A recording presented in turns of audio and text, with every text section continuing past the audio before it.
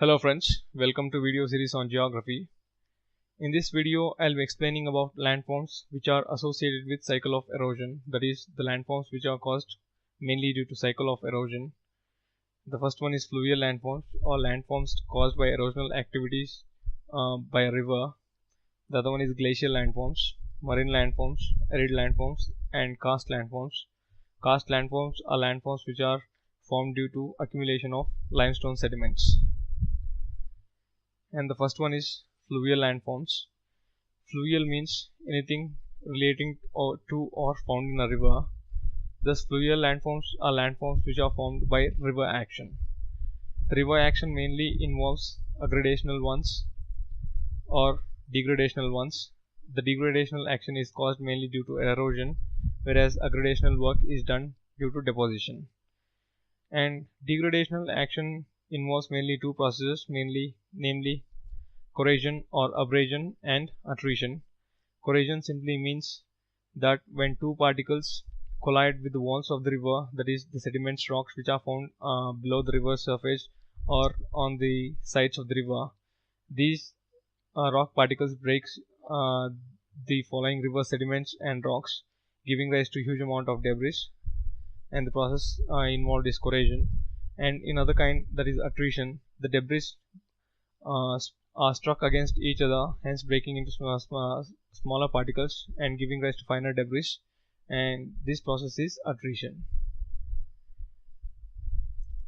And the main landforms are erosional landforms and depositional landforms.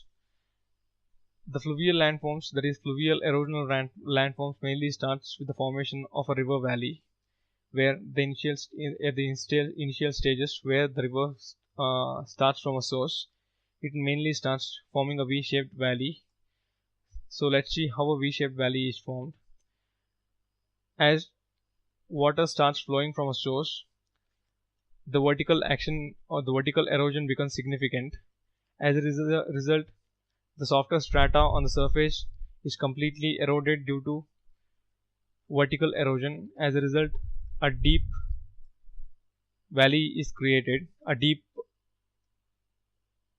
riverbed is created, and once this riverbed or the base of the river undergoes much more erosion, then its depth increases, and at a certain point of time, the walls of this river banks, as they become weaker due to the complete loss of material between them, they break and fall into this river, which are further subjected to erosion, that is due to swift flowing rivers. All this material which is falling into the rivers is simply eroded to lower landforms, giving rise to a valley which is the shape of V.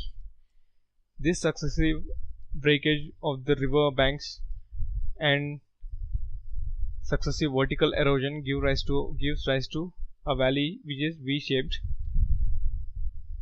These kind of valleys are mainly found in mountainous regions where the river flows swiftly. As a result, erodes the upper softer strata, the upper softer rocks, which can be easily eroded, and at a certain point it reaches a harder strata where the vertical erosion becomes less significant, as the strata below is very hard and further erosion is very scarce.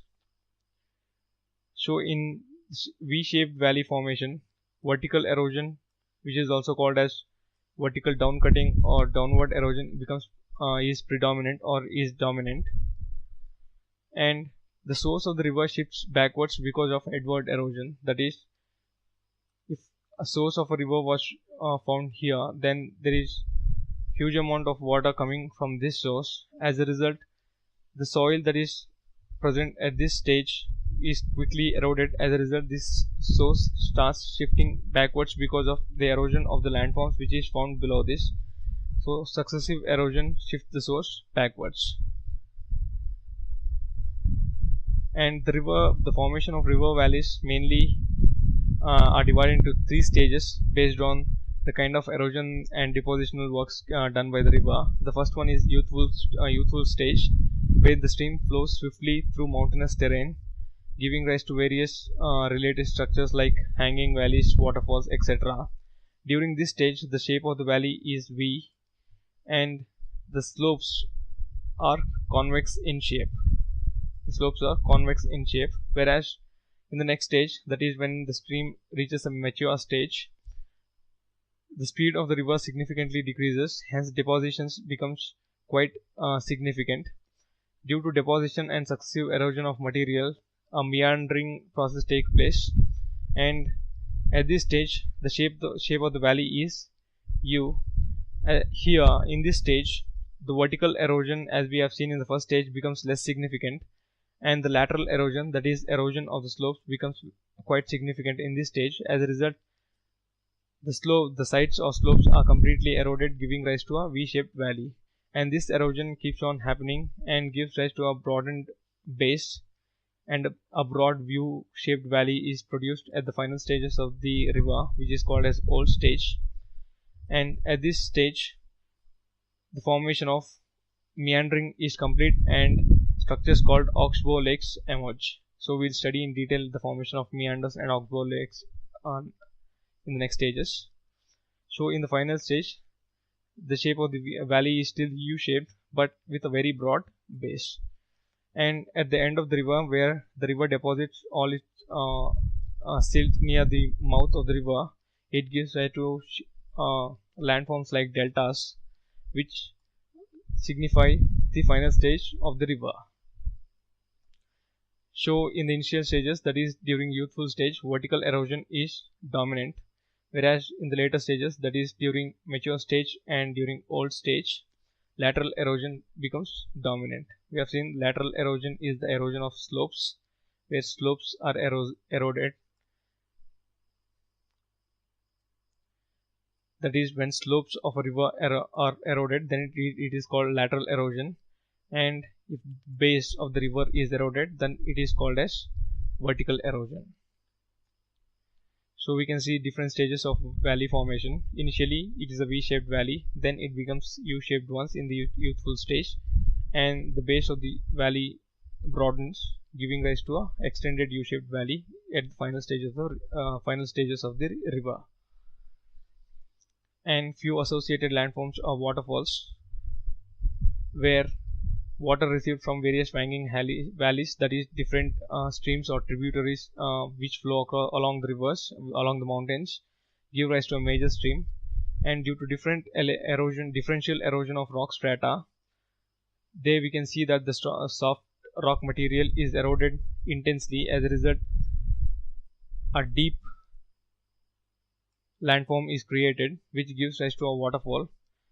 This is because the upper hard rock is comparatively undergoes less erosion, whereas the softer rock undergoes intense erosion, giving rise to differences in depths, which gives rise to a waterfall. One example is Jog Falls or Gersopa Falls in Sharavati, along the Sharavati river, which is a tributary of Kaveri, and the height of these falls is 260 meters. It is the highest waterfall in India. It is in Karnataka state. And coming to the next major landforms, they are potholes. Potholes are mainly formed when a small crack or a cylindrical hole in the water on the riverbed undergoes intense amount of erosion due to swilling motion of water and alongside the swilling motion of rocks, which cuts huge cylinder shaped holes, as we can see in this figure. These are called potholes. And the other one is terraces. Terraces are the landforms which represent the level of former valley. That is, the river in its youthful stage has a very different course, where it is much upwards, whereas as the stage of the river gets older, where it becomes an older river, it keeps on cutting downwards. That is, vertical erosion becomes significant. As a result, the course of the river shifts as long as there is landmass which can be vertically eroded. Initially, the course of the river was here. As vertical erosion became significant in this direction, the course of the river shifted, and the main flow of the river occurs in this stage. Hence, a terrace kind of landforms is formed due to shifting course of the river, where it finds a softer rock strata which can be eroded, and this kind of a system produces a terrace like structure, as we can see in this figure. These mainly indicate the levels of former valley floors and the remnants of former or older floodplains. And other important landforms are gullies, rills, and ravines.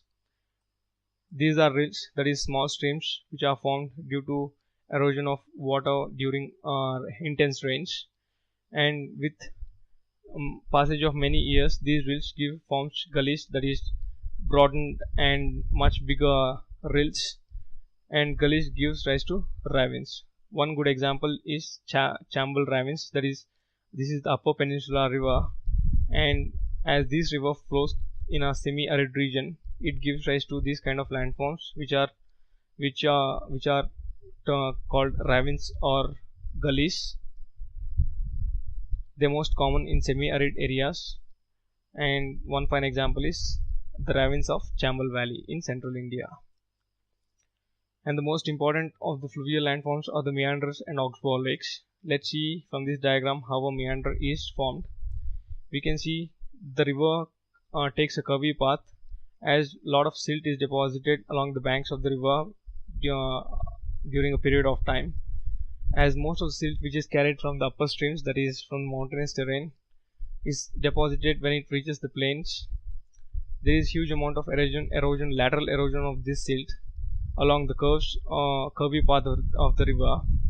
We can see there are various curvy paths. For example, this is the first curve, this is second biggest curve, and third curve. Let's study along these curves how erosion process causes meanders and oxbow lakes.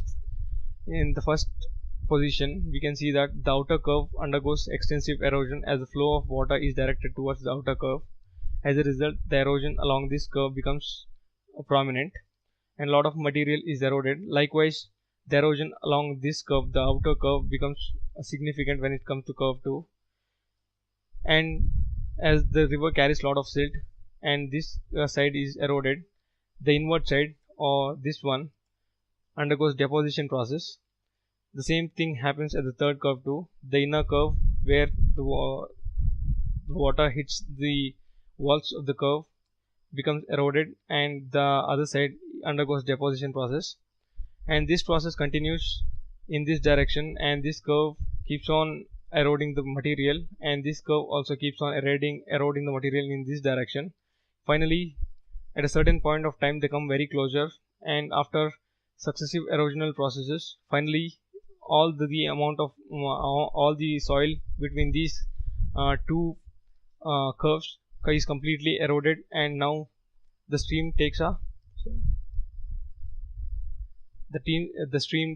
different path, where the former bigger curve is completely devoid of water flow. As a result, it is completely separated from the mainstream, and as the water along the mainstream becomes significant, there is huge amount of depositions happening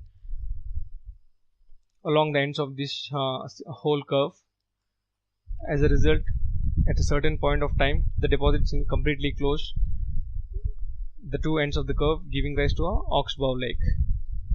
And meander is simply this big curve which is formed due to successive erosional processes, and finally it is separated and gives rise to an oxbow lake. And one more important landform is peneplain. Peneplain is formed both due to wind action as well as water action, and these kind of plains are mainly found in arid regions. This is an undulating featureless plain. Featureless simply means that there is no quite significant relief. It is mainly composed of a single type of relief, whereas undulating means wave-like pattern. Through longer distances, if you observe, these plains have a kind of wave-like pattern, and this is the end product of an erosional cycle. This is because of little gradient, where over a distance of few kilometers the gradient changes only by centimeters, or just by 10 to 20 centimeters.